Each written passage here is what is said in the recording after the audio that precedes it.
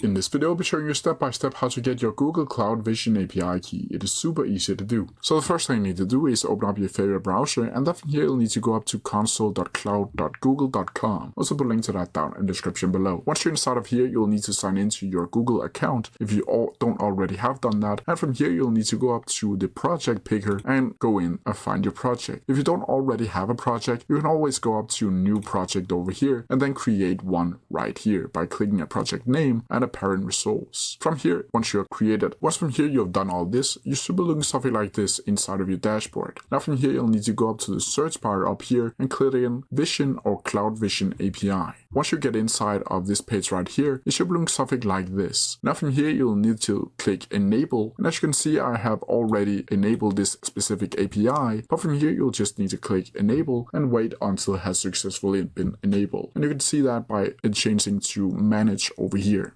Now from here you'll need to go up to the navigation menu and go down to where it says APIs and Services. From here you'll need to click Credentials, and from here it should look something like this. Now from here you'll need to find the API key. And as you can see already now, there's no API keys to display. From here you'll simply need to click Create Credential and API key over here. Now from here you can add in API key name, and you can choose that however you want to do, and you'll need to click Authenticate API calls through a service account, and then you can choose your service account right here. From here you can also add restrict your key to reduce security risk if you want to do that, and change API restrictions if you want to do that. Once from here you'll simply need to click Create, and right after you'll be able to see your API key right here that you can then copy to your clipboard. Now from here, if you click Close, you'll also see that your API key will be over here, and you can always show the API key by clicking the Show Key over here. But that's how you do it. If you have any questions about it, please leave them down in the comment section below, and I'll try my best to answer them as quickly as possible.